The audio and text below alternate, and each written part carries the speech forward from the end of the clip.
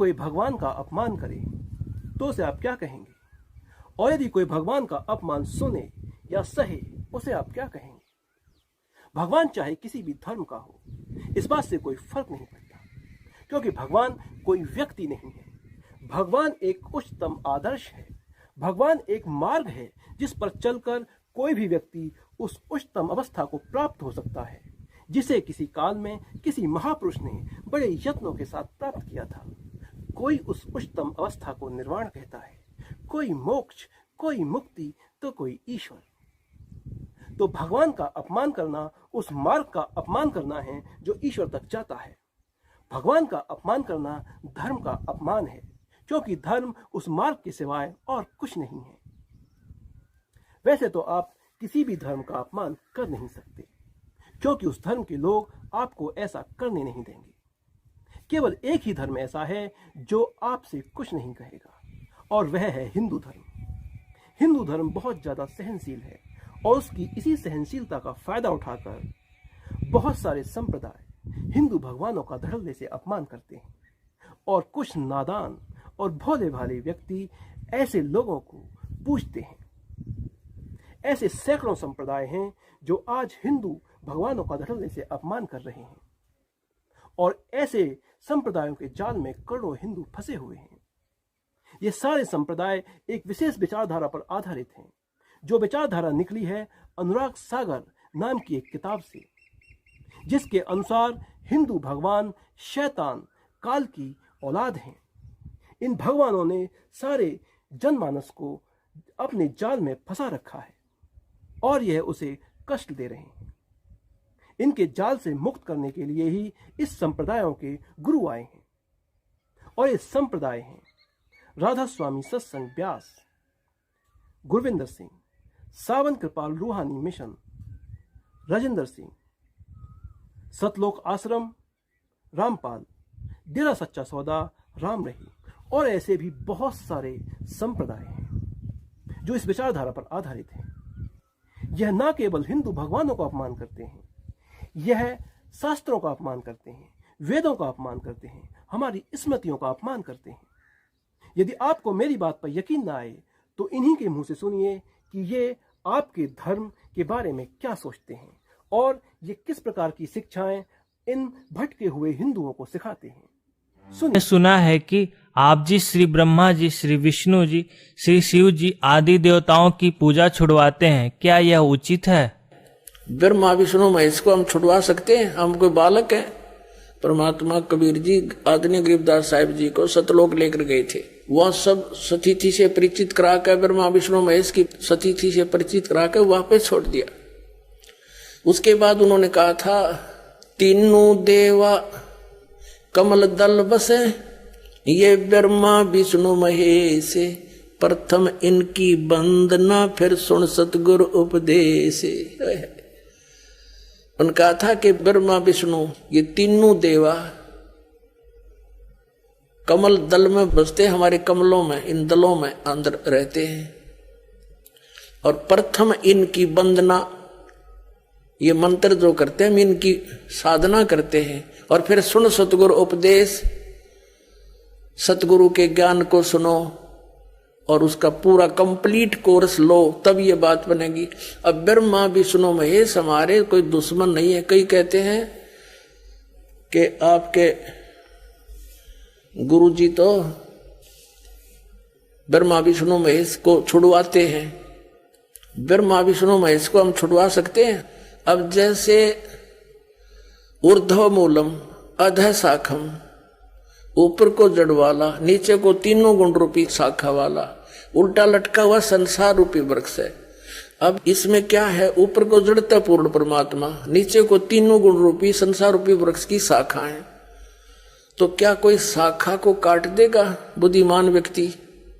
पेड़ की शाखा को कोई काटने की कहेगा कि इसको तो फेंक दो काट के, उस फिर लटका के करेंगे बाकी का हम?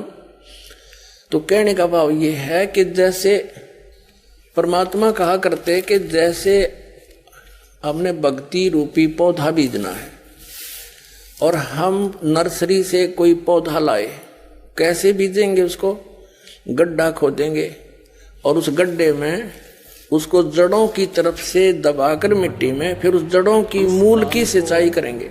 जो 21 ब्रह्मांड का तो मूल की यानी जड़ की पूजा करेंगे हम, तो वो पौधा पेड़ बनेगा, उसकी टहनियां बड़ी बड़ी हो जाएंगी, 3 गुण रूपी शाखा, तो उन शाखाओं का फल लगेगा। और फल के लिए हम सारा प्रोसेस अपना कर रहे हैं, फल प्राप्ति के लिए हम कर रहे हैं, तो वो हमने तोड़ने नहीं होते, हमने ऐसे करना है, अपनी way of worship according to the spiritual करना है, शास्त्रों के अनुसार करना। देखना, ये समझ लो हम एक पौधा लाए, तो ये है बुद्धिमता। जड़ों को गमले में यानी मिट्टी में डाला, दबा दिया और पूजा शुरू कर दी, सिंचाई। ये जड़ कबीर परमात्मा है इस संसार रूपी वृक्ष की। कि किस तरह अब ये हमने जड़ों को पूजना है, इन ब्रह्मा विष्णु महेश की पूजा नहीं कर। हम क्या कर रहे हैं, ऐसे कर रहे हैं। ये बता बाल कौन काम कर रखे हमने, हंसी नहीं आवे, वह रास्ता हरि से दूर, हम ऐसी पूजा कर रहे हैं, उल्टा काम कर लिया हमने। ब्रह्मा विष्णु महेश को हम इष्ट रूप में पूज रहे हैं, गमले में ला दिए ब्रह्मा विष्णु महेश सुनिश्चित है, और ये पूजा कर रहे हैं। तो कोई क्या कहेगा, समझदार व्यक्ति ने घर सीधा कर ले इसने, और वो लड़े, हट जा दूर, खबरदार तूने क्या कर दिया। अब देखो जड़ छोड़ दी हमने, अब जड़ ऊपर रहेगी, तो भक्ति रूपी पौधा सूख गया, ये यूजलेस है, ये शास्त्र विधि को त्याग कर। तो इस वीडियो के माध्यम से शास्त्र विरुद्ध साधना है, ये उल्टा बीजा हुआ भक्ति रूपी पौधा। और हमने ऐसे करने को कहा, तो इसमें इसकी पूजा करेंगे भगवान कबीर साहब की, फिर हमारे शास्त्र अनुकूल कर्म बनेंगे। शास्त्र अनुकूल संस्कार होने से ये फल ब्रह्मा विष्णु महेश ने देना हमारे को, क्योंकि यहाँ के ये प्रधान है, बहिष्कार करें, इबिन का फल लगेंगे। अब इसका प्रमाण देते हैं। अपने आत्मा परमात्मा ये कहा करते, तुम साधना ठीक करो और फिर आपको लाभ होगा पूरा। अब तुम साधना कर रहे हो उनकी जो आपको कुछ दे ही नहीं सकते। अब जैसे आप किसी फैक्ट्री मालिक की नौकरी कर रहे हो, तो नौकरी उसकी कर रहे हो, आपकी हाजिरी लगकर तनख्वाह बनकर कैशियर के पास आती है, अकाउंटेंट के पास आती है। अब तनख्वाह तो देंगे अकाउंटेंट और वो कैशियर, लेकिन वो देंगे आपका वर्क डन, और वो भी उस मालिक की मजदूरी करोगे। तो यदि उस आप लागे अकाउंटेंट और कैशियर की जूते साफ करन, उसकी प्लेट धोना, वह नौकरी दी छोड़ आपने, वो खा के देंगे आपको, जो कहें बाज्जत चाह बिना प्याओ टाइम पे।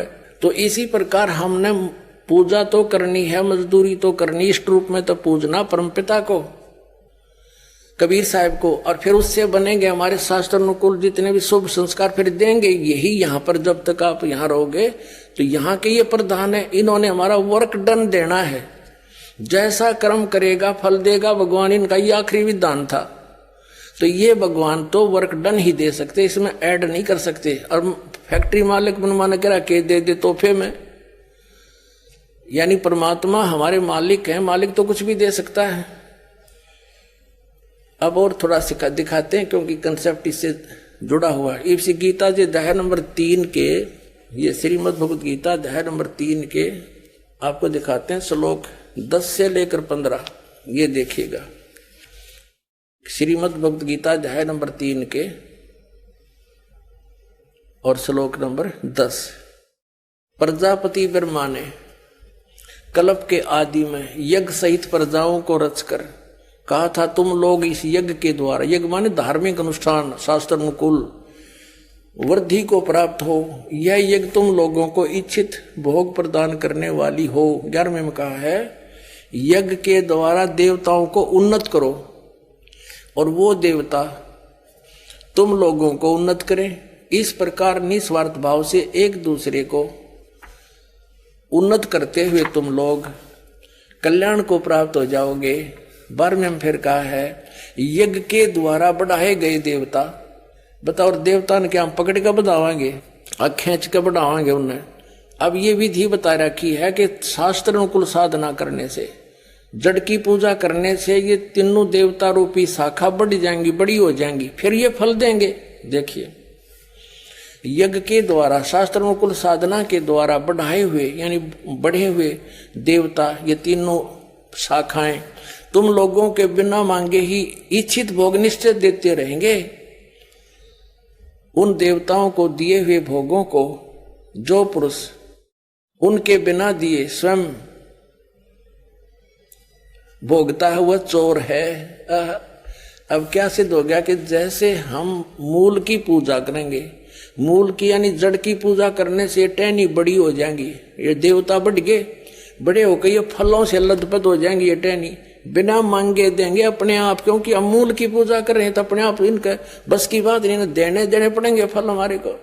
आगे देखो, और जो फिर कहते हैं धर्म दान नहीं करते तो वो तो चोर हैं, वो फिर स्वयं भोगता है बिना गुण को दिए, यानी बिना कुछ दान किए तो चोर है। 13वें में कहा है, यज्ञ से बचे हुए अन्न को खाने वाले श्रेष्ठ पुरुष सब पापों से मुक्त हो जाते हैं, और जो पापी लोग अपने शरीर पोषण के लिए ये अन्न पकाते हैं वे तो पाप ही खाते हैं। इसका कहने का भाव यह है, अपने आत्माओं यहाँ पर सतलोक आश्रम बरवाला जिला हिसार हरियाणा में पूरे विश्व में एक ये स्थान है जहाँ शास्त्र अनुकूल साधना होती है।